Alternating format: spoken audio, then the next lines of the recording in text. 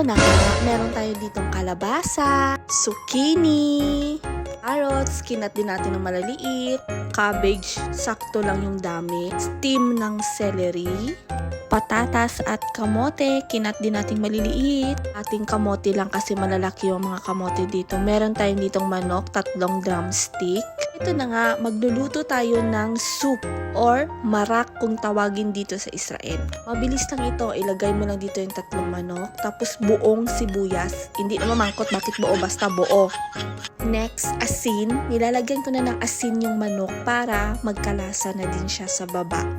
3 kurot lang ng asin. Ganun lang. Masyadong madami be. Baka magdagat na ito. Disclaimer baka sabihin nyo madumi yung gilid ng nilulutuan ko. Hindi, ganyan talaga yung kulay niya. Huwag kayong pala desisyon.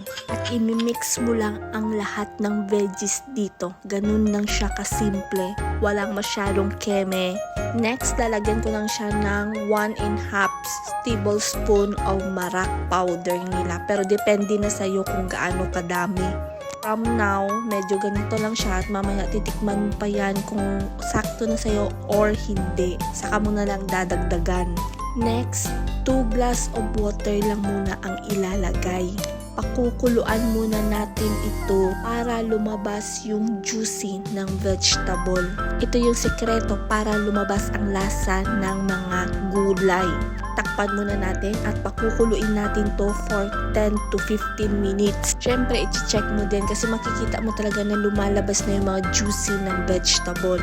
Ganyan na nga siya after 15 minutes. Ganyan na siya be. Hahaluin natin dahan-dahan. Yun, pwede mo nang lagyan ng maraming tubig. Sea level. Charot. Hindi sa'yo kung gaano kadami. Manang 1 drum ilagay mo dito. Ngayong hihigop, dinosaur. Ngayon mo siyang pakuluan for 1 hour slow cook. Nakikita mo na nagmamash-mash na siya. And then, lagyan mo ng shamir. Then, pakuluan mo for 5 minutes to 10 minutes ang shamir dyan. And then, after, tanggalin mo na yung shamir. Para lang ito bumalance sa lasa at bango. I-try nyo yung lutuin sa mga Israeli nyo, mga boss, mga mi. I'm sure magustuhan talaga nila ito. Pwede din nga, instead na manok ilagay nyo, pwede din beef. Or yung bone marrow. Mas masarap. O siya, mga pala desisyon. Bye!